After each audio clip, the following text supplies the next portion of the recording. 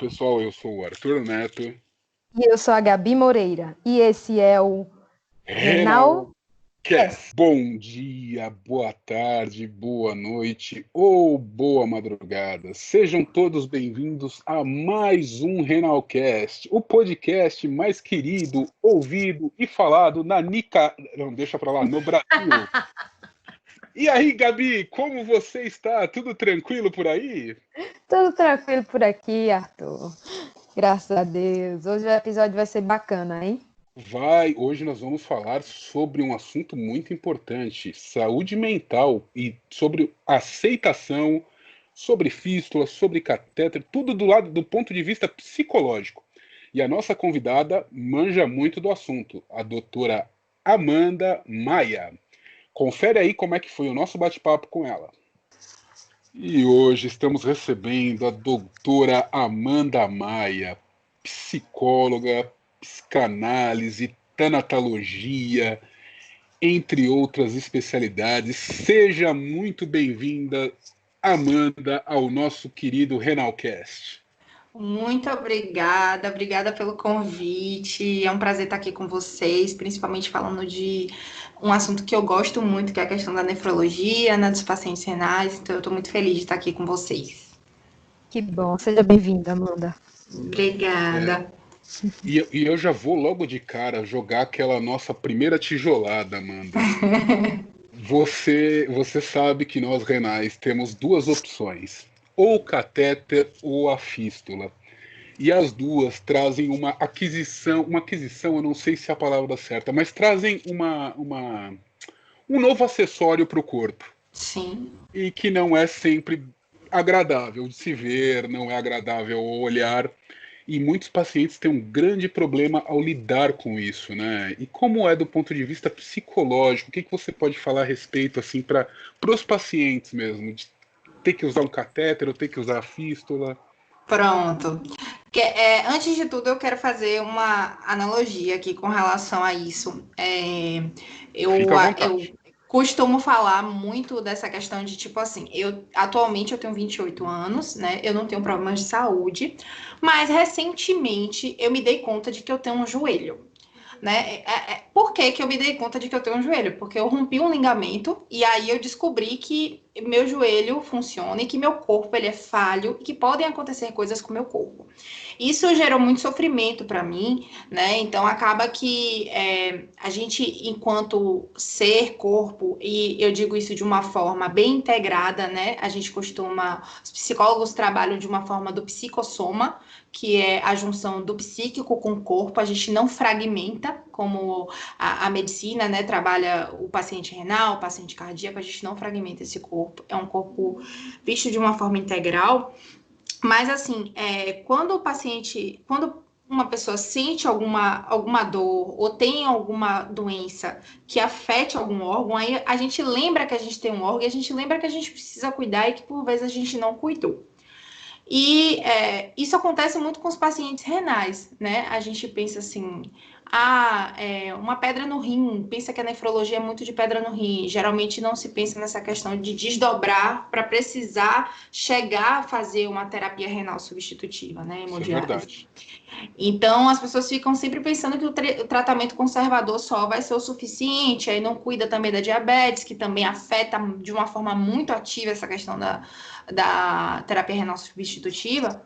E aí, o que acontece? Para além de se dar conta desse corpo falho, desse corpo que pode ter alguma doença ou pode vir a mudar a qualidade de vida, a pessoa se depara com, como você disse, um novo acessório nesse corpo.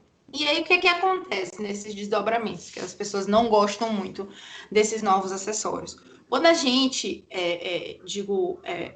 seres pensantes, a gente pensa nessa questão de passar por um tratamento de saúde, ter uma mudança de rotina, isso nos remete à nossa finitude, né? Nosso processo de tipo assim, meu Deus, um dia eu vou morrer, meu Deus, o que é que pode acontecer comigo, meu Deus, se eu não me cuidar, e isso pode piorar, enfim, geralmente esse incômodo e toda essa angústia vem no início do tratamento, né? E ao desdobrar, a gente pode ver que aos poucos as pessoas veem que por vezes, ou o catéter ou uma fístula podem ser, assim, a única via de vida, assim, de fornecer vida. Estar sentado, que muitas pessoas dizem que estar preso a uma máquina de hemodiálise também acaba sendo uma estratégia de, meu Deus, isso aqui me mantém vivo, isso aqui me mantém ativo, me mantém funcionando, me mantém perto da minha família, me mantém podendo trabalhar. Então, eu penso que essa questão assim do acessório remete a uma finitude, remete a um ser falho, remete a um ser que vai ter um corpo altamente manipulado por outras pessoas, não vai dispor mais do seu corpo sozinho, né? Porque quando a gente não tem nenhuma doença, a gente vai ali no máximo fazer uma consulta de rotina, um paciente renal não, ele está sempre tendo que estar sendo manipulado, esse corpo mexido a todo momento. E isso mexe Então, muito, né, com o psicológico, né? E até ter a sim, aceitação desse fato é muito complicado, né? é muito complicado e é uma coisa assim que a gente tem que trabalhar de uma forma muito ávida, assim, dessa questão de a pessoa, se possível, ter uma rede de apoio familiar, né? Que acaba que a doença renal afeta toda a família, né? Afeta toda a rotina de Verdade. uma casa. Então, assim, tem que trabalhar tanto essa família quanto essa pessoa que se submeteu a esse tipo de tratamento. Mas assim, é possível. Eu digo isso porque o que acontece? Eu trabalho no contexto da nefrologia, a gente chama de psiconefrologia, desde que eu era estudante, desde que eu era estagiária de psicologia. Então, assim, caiu no meu colo estar nesse ambiente e é um ambiente Só que, uma pequena pausa, doutora. pois não. Gabi, você sabia que existia psiconefrologia? Eu não fazia ideia disso. Eu Também admito. não, mas foi bom Olha, saber. eu tô até Então, o tal surpreso do de paciente verdade. renal, Arthur, a gente teve a confirmação que o paciente renal é doido mesmo. É, paciente Brincadeira renal à parte. precisa de uma ala de Precisa, psicologia só dele. precisa. Desculpa interromper a Porque o que doutora. que acontece? A Psiconefrologia é gente lindo. O que acontece? A psicologia ela é muito ampla, né? Ela trabalha de diversos âmbitos: psicologia escolar, do trânsito, jurídica e a hospitalar, que é a que eu me especializo. Dentro da psicologia hospitalar, tem os dois níveis de atenção à saúde, né? O nível secundário, que no caso, são os tratamentos de doenças crônicas, e o nível terciário, que é a alta complexidade, o nível hospitalar mesmo. Dentro da psicologia hospitalar, tem a psico-oncologia, psicocardiologia, psiconefrologia, que são esses profissionais que se especializam nessas áreas. Então, assim, eu passei por toda uma especialização para poder entender o processo do doente renal. Apesar de eu não ser médica, a gente tem que entender esses processos orgânicos para a gente conseguir conversar e entender de onde esse Verdade. paciente está falando. Né? Porque imagine, eu chegar, eu não saber o que é uma fístula arteriovenosa, eu não saber o que é uma falha de uma fístula, não saber o que é um catéter, não saber o que é um reuso. Tudo isso a gente tem que saber, porque tudo isso afeta o paciente. Como funciona a máquina, os barulhos que a máquina faz, né? Porque tem toda essa coisa de, do nada a máquina faz um barulho, um paciente novo fica meio assustado, que já remete a uma UTI, já remete a um medidor de frequência cardíaca, e a gente tem que explicar que não Olha, é daquela forma. doutora, Pode a falar. doutora Amanda, é uma verdade. No começo, qualquer barulhinho que a máquina faz, você já olha assustado para ela, olha para a enfermeira, olha para o médico, fala: Meu Deus, o que está acontecendo? Parece que Essa, o mundo vai acabar. essa coisa vai explodir. Hoje, em compensação, ela toca, eu já falo: é o banho que acabou. Ah, Sim, entendeu? exatamente. Hoje, quando ela Exatamente. toca, a única coisa que eu penso é eu olho pra ela e ver se não é minha fístula, né? Que tá querendo. Sim, Só Se olho e não tá penso tendo isso. pressão, né? Tá dando pressão venosa, pronto. Arterial, pronto. E continua. exatamente. Então, assim, é o que eu sempre costumo trabalhar com os meus pacientes, principalmente que são recém-admitidos, são essas questões do corpo. Eu procuro trazer fotos, né? Porque lá a gente tem tratamento ambulatorial de pacientes que estão ainda em tratamento conservador e tem o dialítico. Então, o que é que acontece? Esses pacientes de ambulatório consultório, eu costumo sempre trazer uma foto do permicate, uma foto da fístula, uma foto da máquina, né? Se eles quiserem, a gente pode fazer uma visita na sala de hemodiálise. Nesse momento não está sendo possível por conta da pandemia, mas a gente faz isso por quê? Para poder desconstruir essas fantasias do que pode acontecer, o que é uma fístula, meu Deus, o que é aquilo pulando no meu corpo, o que é aquilo que está para fora, e a gente explica, né, que a fístula é uma conjuntura de uma artéria com uma veia que para poder melhorar o acesso da hemodiálise. Então, assim, tudo isso a gente faz esse processo porque a psicologia está fora da curva do discurso cartesiano, que é o discurso médico, né? E a equipe multidisciplinar, ela tem todo esse discurso cartesiano, que é o nutricionista,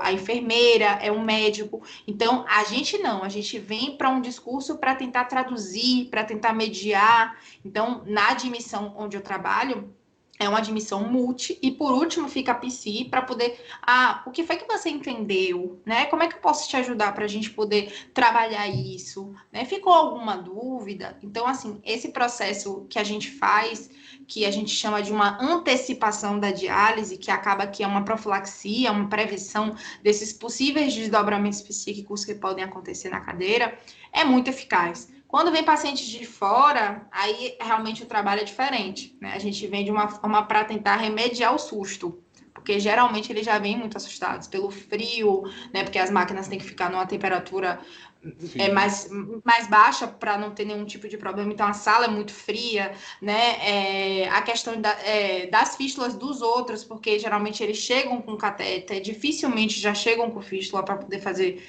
a primeira hemodiálise. Salvo quando já estavam fazendo em ambiente hospitalar. Então, tem essas duas vertentes, assim, das pessoas que a gente consegue trabalhar profilaticamente e as pessoas que a gente faz depois uma questão mais de trabalhar esse luto desse corpo do que eu tinha, dessa fantasia desse corpo que eu tinha, desse papel que eu tinha, e também dessa fantasia de uma invalidez, que as pessoas pensam que vão para a hemodiálise e vão morrer. Uma coisa... Oi, pode falar. Amanda, você chegou num ponto muito interessante, um ponto certeiro. E é um ponto que, né, Gabi, nós tentamos desmistificar. O tempo todo. Hemodiálise não significa morte. Ao contrário, é um processo para manter a vida. Exatamente. É uma coisa que a gente bate muito, porque a maioria das pessoas chega com essa mentalidade realmente na hemodiálise. Ele entra na sala, ele vê as máquinas, vê os outros pacientes e pensa: morri, tô morto. Exato. Tem toda uma questão ver você que é profissional e tem esse lado realmente de querer quebrar isso, né? Acabar com essa imagem. Sim, é muito importante, porque assim, isso melhora muito a questão da adesão ao tratamento, melhora muito a questão dos enfrentamentos e a questão da retomada da vida, né? Desse novo processo, do novo normal. O que é o novo normal, né? Assim, a pessoa se habituar com essa nova rotina, com essas novas complicações, e eu fomento muito isso de que ter saúde não é ausência de doença. A gente pode ser saudável e ter alguma doença, ter alguma complicação. A gente pode ter qualidade de vida, né? Não sendo um corpo pleno e saudável, porque eu acho que, assim, as pessoas têm uma dificuldade maior de lidar com as doenças, porque há 100 anos atrás, por exemplo, a gente não tinha acesso a antibiótico, não tinha acesso à tecnologia de cuidados de saúde, então as pessoas morriam muito jovens. Então, com acesso a essas medicações, as pessoas começaram a ficar mais doentes, porque o corpo tem se prolongado de uma forma que, por muitas vezes, ele não aguenta, né? A gente não chegou nesse período de seleção natural ainda de Darwin, de viver 100 anos pleno e saudável.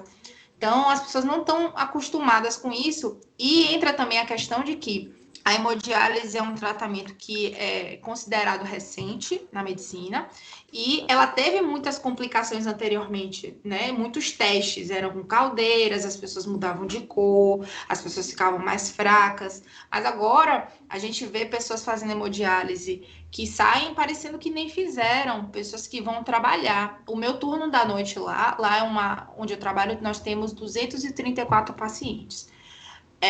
Assim, o turno da noite, 90% trabalha, o pessoal do turno da noite, assim, são pessoas que seguiram suas vidas, né? E, inclusive, temos idosos que continuam trabalhando. Então, assim,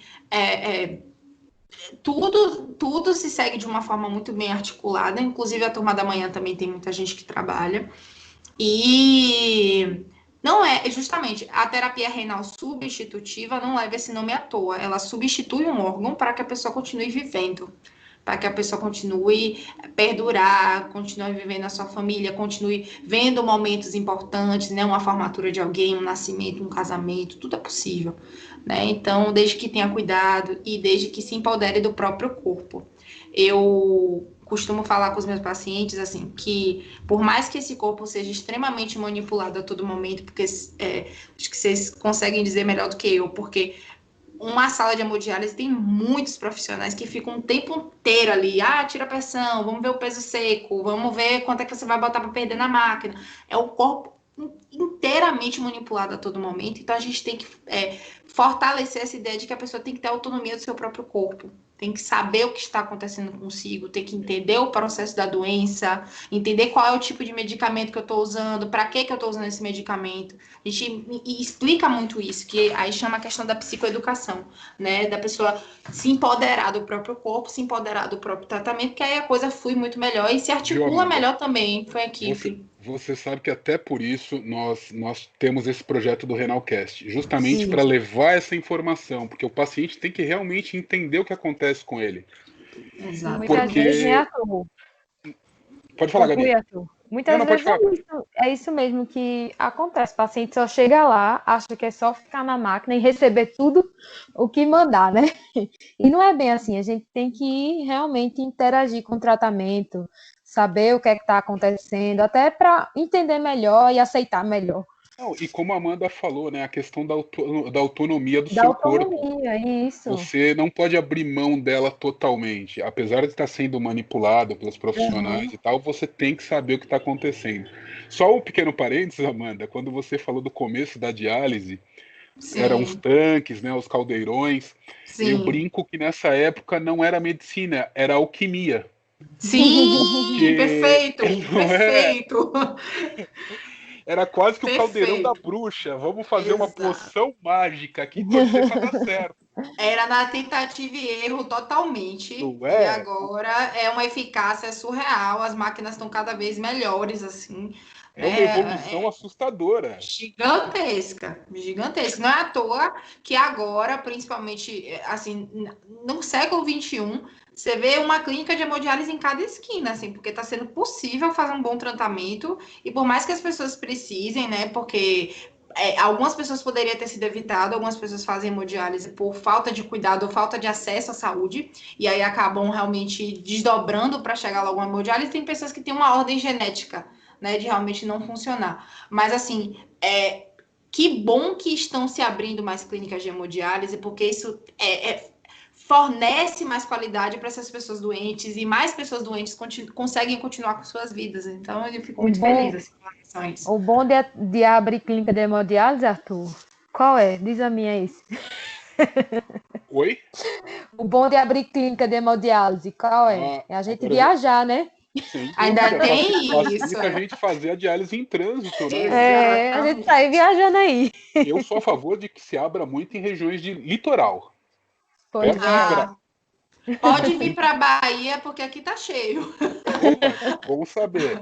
Gabi, você tá mais próxima, já prepara aí uma viagem a Salvador. Pode deixar. Se quiser ir lá para a clínica, irei te receber muito bem. Amanda, você levantou questões bem interessantes, né? Uma delas é sobre aceitação. E quanto mais o paciente aceita o tratamento, mais respostas positivas e eficazes ele vai ter do tratamento, não é? Com certeza. Primeiro, pelo fato de que, quando ele aceita, ele adere melhor, né? Ele recebe as orientações de uma forma de corpo aberto, assim, tô entendendo, tô ouvindo. Ele pergunta quando não entende, né? E pelo segundo fato de que, como eu disse no começo, a gente vê o corpo como um só. Então, assim, tem coisas que o psíquico, quando ele não tá bem, o corpo que vai dar conta. né? Então aí vão vir várias coisas assim, ou alguma manifestação de pele, né? Ou queda de cabelo, ou imunidade baixa, ou insônia, né? Então N coisas, constipação acontece muito quando a pessoa não tá bem, a angústia não é à toa que um frio na barriga, tô com dor no estômago, né? As pessoas costumam dizer que o coração é o órgão dos sentimentos. Eu gosto de falar que o órgão dos sentimentos é o nosso estômago e o nosso intestino grosso, porque a Eu pessoa quando não tá concordo com mal ou dá dor você. de barriga ou vai ficar presa, né? Então, assim, tudo isso da questão da adesão e da aceitação, tudo flui melhor, o tratamento flui melhor e a pessoa com mais brevidade volta a ter uma rotina, volta a ter uma qualidade de vida, né? Você vê que, ó a preocupação de vocês. Gente, e se abrir mais clínica de hemodiálise, eu posso viajar. Poxa, é tão legal ouvir isso, assim, eu enquanto profissional, que eu fico pensando que são pessoas, assim, que já estão, vocês estão, além de levando informação para outras pessoas, porque isso é muito bacana, vocês estão se preocupando na qualidade de vida de vocês. Quero conhecer outros lugares, eu quero ir pro litoral. Poxa, é muito massa para mim ouvir isso, assim. Então, buscar aceitar é muito importante, mas também não vou ser hipócrita e dizer, aceite seu tratamento, porque por vezes a pessoa nem consegue, né? Não É é porque ela não difícil. quer. Às vezes a pessoa não consegue. E entram várias questões em jogo. E aí eu vou trazer uma perspectiva assim estatística do que eu atendo. Os homens são os que mais sofrem, porque geralmente tem essa questão de ser o provedor, né, do que A gente trabalha, do que sofre. sai. E aí acaba que eles ficam numa sensação de impotência muito grande, né? Meu Deus, eu vou ter que ser cuidado, e eu não queria, eu que cuido. E aí entra nessa questão. Então, assim, é um trabalho que por vezes pode ser até duradouro, assim, a gente tem que ficar num afinco de semanalmente e fazer esses atendimentos. Mas Eu acho que é a funciona. coisa que eu mais falo no meu Instagram é a questão dessa aceitação mesmo, né? Porque quando a gente aceita, parece que tudo, as portas se abrem, né? Em relação à hemodiálise, tratamento. A gente vive mais leve, a gente consegue entender que a hemodiálise, como a gente disse no começo, não está nos levando à morte, está nos levando à vida. Exato. E às vezes é difícil, porque até o apoio da família, às vezes, nesse tempo também é complicado, né? Então, fica Só, tudo. só um detalhe, Gabi. Vou perguntar para você, porque eu creio que você reparou jamais nisso. Você já reparou que, principalmente nas mídias sociais, nós quase não temos homens que falam sobre a doença? Sim, Eu já consigo, reparei, é muito eu difícil. consigo, eu consigo lembrar eu e mais uns três ou dois ou três que falamos Sim, sobre a insuficiência renal. E eu e vejo isso também muitos, muito sobre doação. Nós não temos homens quase falando sobre. É, Eu só vejo de transplante, pessoas transplantadas, justamente, homens transplantados. Não tem homens em processo de hemodiálise, não, realmente. eu sou um dos poucos, eu diria. E eu falo para a doutora Amanda tem razão. A Amanda tem razão num ponto muito interessante. Esse ponto do homem se ver como fraco é um eu problemão. imagino. Eu já penso no sentido contrário. Eu me vejo como super. Arthur, tu Porque, não tá fraco, não, tu tá lá na Fênix. aliás, agora eu vou aproveitar esse momento para fazer um merchan meu e da Fênix. É Lá porque eu vai sou. ele, lá vai ele. Gabi, é porque eu sou como a Fênix. Eu ressurgi das Das cinzas. cinzas, Com muito massa isso. certeza. Eu me ressurgi mais forte como a Fênix. Tamo Isso junto, hein, mesmo. Fênix? Patrocina nós. Mas olha, Arthur, Ah, mas é um fato muito é um interessante fato. isso, da É um aceitação, fato. principalmente masculina, da doença. É até Uhum. engraçado, né? Não posso mostrar minha debilidade, não posso mostrar minha fraqueza. Sim, Na Arthur. verdade, é justamente o E caminho contrário, né? Exato. eu sei, tem algumas pessoas, principalmente homens, que eles, além de não falar da doença, muitos não sabem que eles fazem hemodiálise. Conheço vários, assim, eles escondem mesmo. Tem gente que eu Ontem o conheço fato. que. É um fato isso. Eu Ma- lá na minha prática, assim, com assim, é impressionante como a minha clínica tem mais homens do que mulheres, assim, é impressionante. Eles não aceitam a minha abordagem, assim, é muito difícil. Eles falam que não precisam de psicólogo, que tem que conversar é mulher, tem sempre esse movimento. Mas acaba, porque, assim, eu já percebi e eu entendo como funciona essa construção cultural sobre ser homem, né? Então, o que é que eu faço? Eu me faço presente, estou por aí, e aí, como é que tá? Vim ver como você tá, sempre tentando puxar esse discurso e acaba saindo, né? Essa questão de se sentir impotente e depois, quando conseguem fazer algo, eles comemoram essas vitórias, assim, e aos poucos vai indo. Então, é porque Arthur, você é uma exceção, assim, realmente. Eu fico muito, muito impressionada, porque geralmente os homens têm essa tendência a ficarem mais inibidos, mais reclusos, e isso pode dificultar, inclusive, essa questão também de esconder o tratamento, também é uma forma de negar, né? Não é uma forma de aceitar, é uma forma de negar. E pode dificultar, porque vamos supor que, por exemplo, a pessoa tem alguma complicação, que precise fazer um HD extra, e aí tiver alguma coisa marcada, e vai ficar nesse conflito interno, meu Deus, ninguém pode saber. Então, assim, a gente tem que desconstruir isso, assim, com muito afinco, porque isso dificulta também no processo do tratamento, né? Dificulta para a equipe médica, dificulta para a equipe de enfermagem, para a nutrição, porque é uma pessoa que esconde também não pode dizer que não pode comer determinadas coisas. Imagine ir para uma festa e Mas olha, Olha, eu não vou comer essa salada de as fruta por pessoas, conta da carambola. as pessoas que escondem, as que eu escondo, que escondem, que eu conheço, elas pelo menos aparentam nas redes sociais que é a vida normal, né? Então, com certeza na frente de outras pessoas, ele aparenta ser normal, né? É difícil. Uma dupla vida, uma dupla É uma vida personalidade, dupla, né? uma vida dupla, é tudo duplo. Pois é, mas eu quero ver como é que controla essa questão do inchaço do corpo também nesses momentos, né? Que a pessoa também fica assim. Geralmente, lá a gente tem alguns pacientes que têm isso, assim, que evitam, não querem que a gente comunique a alguns familiares. E eles chegam pesadíssimos, assim, com 7 quilos a mais, porque acabam que saem um pouco da dieta para poder agradar e para não dizer. E é perigosíssimo isso, a pressão altíssima, muito perigoso. Então, entra aqui também, você vê que mais uma vez o psicológico afeta o orgânico, porque a Aí, pessoa não aceita, não adere, e por aí vai. aí vai que rola aquele jantar, né? Vem aquela tia e fala: Olha, eu fiz aqui a saladinha de fruta, pus bastante carambola. Aí não vai ter como esconder. Pois é, Por aí isso que é melhor admitir. Agora eu quero ver você comer. é a Come pelo verdadeira menos uma colherzinha. criptonita. É a criptonita do É, super-homem, isso tá né? escrito na Então, minha bio, aliás. ah, Carambola é minha criptonita. pois é. Então aí não tem como mesmo, né? Acho que até de sentir o cheiro já deve ficar todo empolado, né? Porque não pode mesmo. Já bate o Então, medo. já bate o medo. Não tem por de correr, não. Uma hora a coisa aparece. Não tem jeito. Aliás, isso leva a outro assunto, Amanda, o medo. Sim, Eu diria que hoje até nós temos fizemos uma brincadeira da história do PTH. É uma sim, coisa que dá medo no paciente renal. Mas sim, eu não sei se a Gabi concorda, né, Gabi? Mas uma coisa que um paciente renal tem muito medo é perder a fístula. Sim, É sim. acho que é o impressionante único como é medo um que eu dos tenho. maiores medos do paciente renal. Acho que é o único medo que eu tenho. Nem morrer, acho que é da ficha.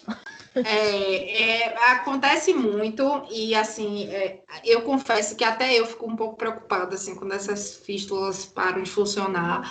Eu tinha uma paciente que acabou fazendo um transplante que ela perdeu todas as fístulas, todas. Aí foi fazer, ela fez umas 3, nenhuma funcionava assim.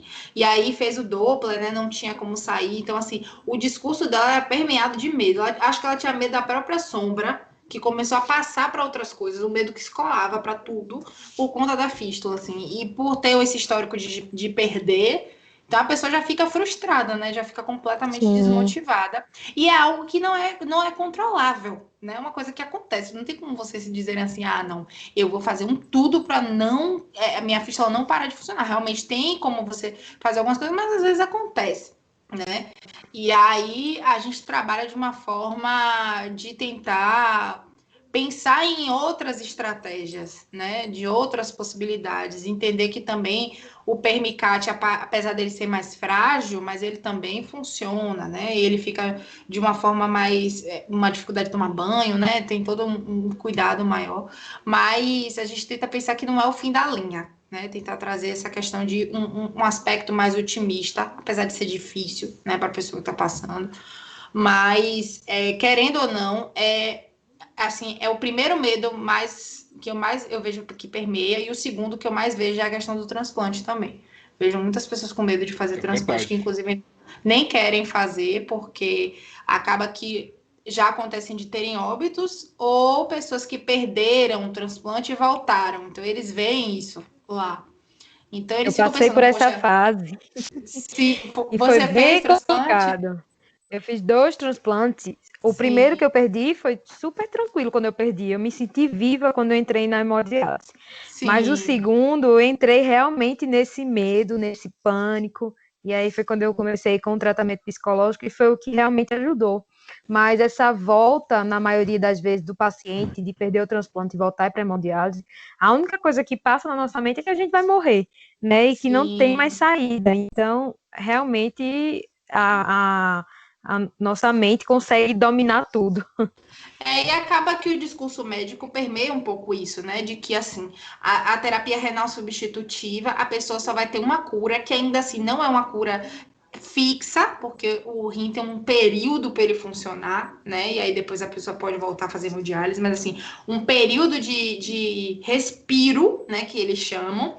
E aí acaba que o único jeito é o transplante. Então você fica naquela dicotomia muito grande de tipo assim, meu Deus, eu só vou me curar se eu fizer o transplante, mas meu Deus, o transplante pode dar errado, né? Pode acontecer alguma Uhum. coisa. Então, para quem fica e que não, às vezes, vai para a fila e não vai, é chamado e não é compatível, para essa pessoa ficar voltando e aí ver o colega voltar a fazer hemodiálise, para eles também é muito complicado, assim. Quando chega essa Uhum. situação lá, eu acho que são os períodos que eu mais trabalho, assim, que eu mais fico com eles, mais faço presença, por conta de que, assim, alguns já têm a plena ciência de que não querem fazer, porque veem a diálise como qualidade de vida, veem a diálise como algo fixo, como algo com poucas intercorrências, e outros ficam nessa dúvida por conta de pressão familiar também, né? De que você tem que fazer Uhum. o transplante para ficar melhor, porque hemodiálise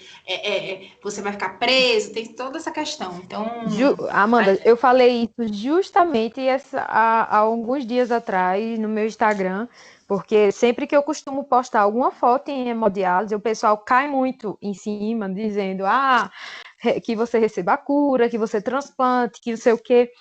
E a gente sim, tem que entender que viver em hemodiálise também é de boa, assim, sabe? Que a gente consegue viver, que a gente consegue ter qualidade de vida também em hemodiálise. Não E adianta é a gente vida, né? ficar. É vida também, porque muita gente tenta colocar na cabeça da gente que a gente só vai melhorar quando transplantar. E por eu já ter passado por todas as fases, foi até isso que eu compartilhei, eu entendo hoje que não é só no transplante que eu vou ter qualidade de vida. Também no exato. hemodiálise eu vou ter qualidade de vida. E Ex isso é um tabu na mente de muitas pessoas. E é difícil a gente, tipo, ensinar Quebrar esse elas, né? tabu, né? Quebrar isso. Que a gente pode sim viver e que a gente não fique parado, não fique inerte sem fazer nada, só esperando o transplante chegar. Que a gente aproveite a vida, que a gente saia, vá fazer diálise em trânsito, vá sair com a exato. família, com amigos, viver mesmo. É Né? A gente aquilo, não né, sabe. Gabi? A vida não tem um botão de pause, né? Que você Pois pode dar é. durante a diálise. Vou, Não, você tem que vou continuar pausar vivendo. aqui, né, Arthur? Vou pausar aqui quando É, eu transplantar, vou fazer isso. Quando eu transplantar, vou fazer tal coisa. Não, não é não, assim. não. Nem pode Isso. ser, né? Pois é. Gente, vocês estão tornando meu trabalho muito mais fácil, vocês não têm noção. Porque acaba assim que o bom de vocês terem tido a experiência e estarem levando isso para outras pessoas, isso também é uma forma de intervenção terapêutica que vocês fazem, né? Uhum. Se posicionar nos stories, se posicionar no Instagram, também é uma intervenção terapêutica, porque você acaba que as pessoas criticam muito quem é influencer, né? Eu acho muito curioso Uhum. isso. Mas eu acho um barato quem se predispõe a aparecer, a botar a cara a tapa, a falar e trazer experiência. Porque A isso gente leva recebe para as não só elogio, pessoas. como um monte de cara, tapa na cara também. Exato, mas assim, acaba que pense que se você tá ali falando e uma pessoa se tocou pelo que você disse, você já fez total Pois diferença na é. vida dela, assim. Já fez toda Então a diferença. eu acho isso muito legal, assim. Então é muito bom você trazer essa experiência. É muito rico para mim ouvir isso, assim, de uma pessoa que passou por dois transplantes e ainda consegue ver algo de positivo nisso tudo, né? Eu confesso assim que nesse momento agora eu acabei de aprender muito com você e isso também me dá mais gás para continuar Ah, que também bom. e até para assim usar isso como exemplo, assim, ó, poxa, eu conheço uma pessoa que passou por essa situação e ainda assim consegue ter qualidade de vida, consegue seguir a sua vida de uma forma, e assim, as pessoas têm que parar de pensar que a diálise é uma sobrevida. Vocês não estão Isso. sobrevivendo, não, vocês estão Não, Justamente. vivendo, justamente. Essa é a né? palavra-chave. Duas Então, palavras que tem que se riscar do dicionário: sobrevida e prisão. sim, Isso, É horrível quando comparam a diálise a uma prisão.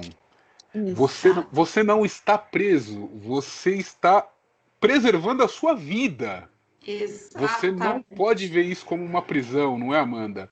É Só isso, o fato de você ver como uma prisão, você já está trazendo uma carga negativa psicológica enorme para o tratamento. justamente. Eu É um costumo peso falar muito desnecessário. Exato, eu falo muito para os pacientes o seguinte: vocês ficam falando que estão presos, mas vocês não pensam de que quando vocês saíam para trabalhar todo dia, 8 horas por dia, pegar um trânsito caótico e pensando assim, eu preciso trabalhar para sobreviver e pagar minhas contas, aí tava tudo bem. Né? Mas assim, ir para uma hemodiálise, meu Deus, eu tô preso numa cadeira, né? É, Então, assim, é. tem que ver as prioridades. As pessoas têm que pensar assim, do quanto que eu me submeto para alguma coisa e para outras não, Pois é, né? e ó, Então, Amanda, tem gente que vai para hemodiálise e ganha, então tá bom demais. justamente, ainda tem Não essa tá nem possibilidade. trabalhando, né, Arthur? Tá só lá, Justamente, sentado. Não é? justamente. E ainda assim, com acesso a uma equipe ao tempo inteiro à sua disposição, né? Porque tem Pois é. psicólogo, tem serviço social, tem nutrição, tem as técnicas de enfermagem ali a todo momento cuidando de você, olhando tudo que são as que estão mais na linha de frente do tratamento do paciente Eu, renal, que são as eu técnicas de vou, eu enfermagem. vou, eu vou falar para vocês que eu faço uma brincadeira, principalmente com a fisioterapeuta. Sim. Eu brinco para ela e falo assim, eu me sinto como aquele jogador que está lesionado. Aí ela vem e eu falo, e aí, quando eu vou poder voltar a campo? Ela fala, mais alguns dias e você volta. E é isso. Sim, É literalmente o exatamente. pensamento. Ó, Amanda, É, o Arthur também é um exemplar isso aí, porque já faz 14 anos, né, Arthur? Que estás em HD.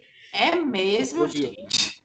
É E 14 anos. muito aí, tipo, e e leva tudo da boa, tranquilo. tranquilo, entendeu? Tranquilo. Então, tipo, cada um com suas experiências e a gente tá Dois aqui Não, exemplos, mas batendo assim. de frente. aí cai naquilo que a gente estava falando, né, Gabi? A gente realmente luta para desmistificar algumas coisas, para Isso, quebrar algumas ideias.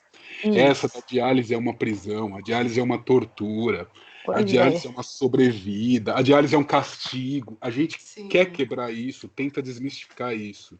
E conta muito com profissionais como você, Amanda, que Ah, tiram isso eu da fico cabeça do feliz. paciente, tira essa ideia negativa. É o que eu falo, cara, se não existisse a diálise, quanta coisa eu não teria feito, quanta coisa a Gabi Pois não teria é, feito, quanta coisa a gente não teria visto, sabe? Então é um duvido, ponto isso mesmo. positivo mesmo, né? E até Exato. quando a gente foi abordar esse assunto, eu ainda vou fazer uma pergunta sobre a autoestima do paciente renal para você, Amanda. Certo. Porque a gente percebe que tem muito paciente que fica com a autoestima lá embaixo. Sim, Parece que some. Parece sim. E principalmente por causa da fístula, né? Muita gente não quer justa. fazer Aliás, porque vai. eu vou pedir licença para você, Gabi, e vou fazer um elogio público a você pelo post que você fez sobre fístula. É o que salva a minha vida. Foi lindo você Oi. incentivando as pessoas a Nossa, eu mostrarem a não fístula. imaginei, Arthur. Foi Eu fiz, muito, muito não bacana. imaginei. Do nada, eu pensei, coloquei, eu não passou assim, né? Porque eu realmente eu gosto muito da minha fístula, preservo muito ela, cuido muito dela, porque realmente é a nossa linha de vida, é o acesso para a gente viver. E Sim. aí Postei, coloquei realmente, Foi uma ótima foi ideia. Foi uma ótima ideia. As uma pessoas ótima ideia. não deveriam ter vergonha das suas fístulas. Eu brinco que eu tenho um apelido para mim. É o meu alien de estimação, tá aqui comigo. Ai, meu Deus.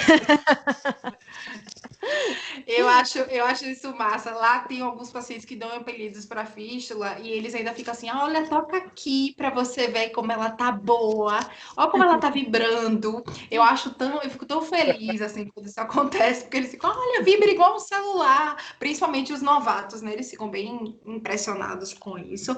Mas com relação à autoestima, isso tem que ser trabalhado de uma forma de reinvenção e, como eu disse, verificar um novo normal, né? É igual eu costumo associar a um corte de cabelo, né? Nós mulheres assim temos uma questão muito grande com essa relação com o cabelo. Algumas nem tanto, né? Outras têm um pouco mais, mas assim, quando faz um corte de cabelo, quando pinta o cabelo, fica aquela coisa de você olhar no espelho e você se estranhar. Primeira vez você, meu Deus, eu não tô me reconhecendo.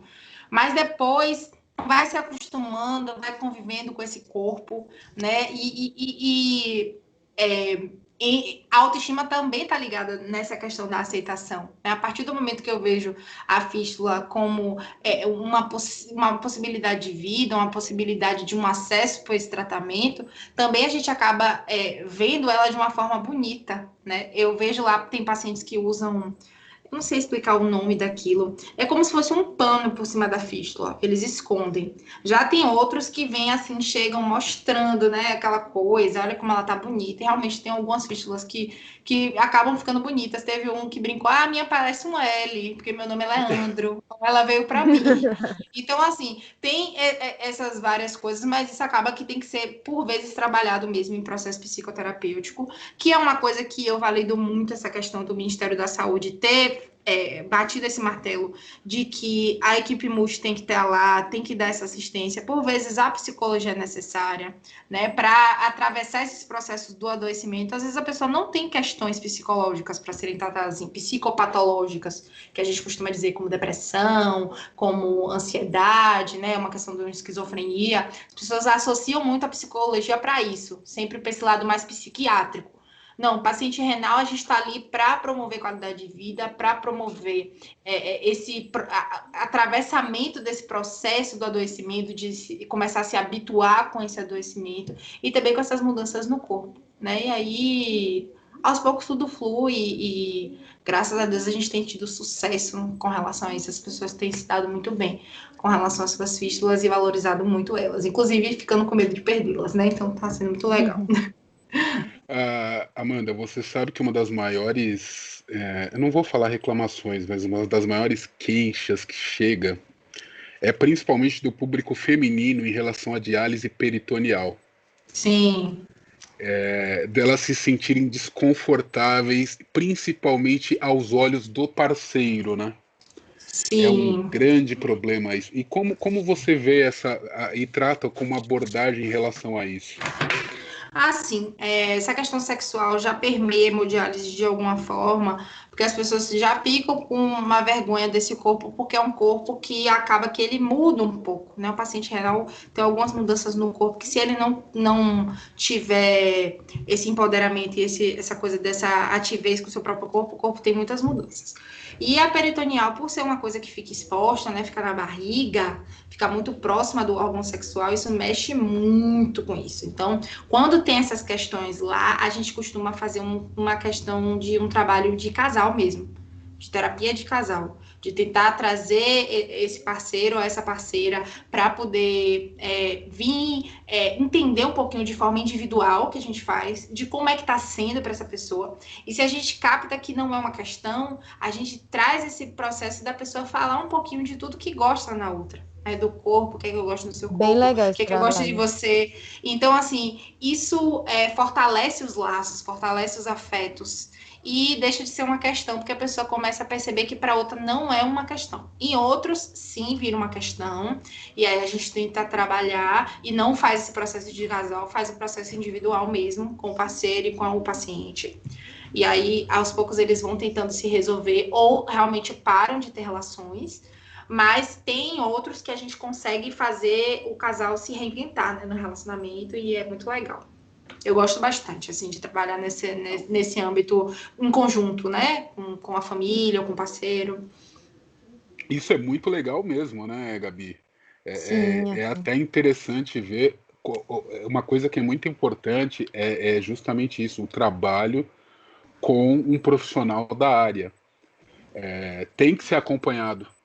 Se faz Sim, necessário esse acompanhamento psicológico, por vários motivos. E aí fica isso. claro a importância disso, né? E que mais clínicas se atentem a isso, Sim. se atentem Sim. a ter esse trabalho. E tem essa questão também de que eu falei para vocês da psiconefrologia. Se eu fosse uma psicóloga que não estudasse psiconefrologia, provavelmente eu não saberia dessas especificidades e eu faria um trabalho mais aleatório.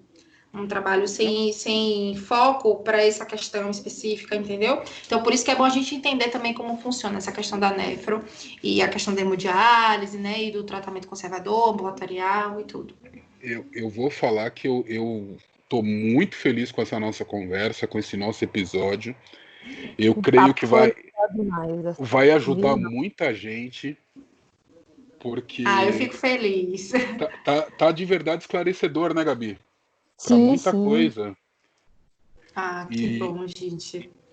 eu vou pedir para você, Amanda, para você deixar uma mensagem aos nossos ouvintes, que em sua maioria são renais.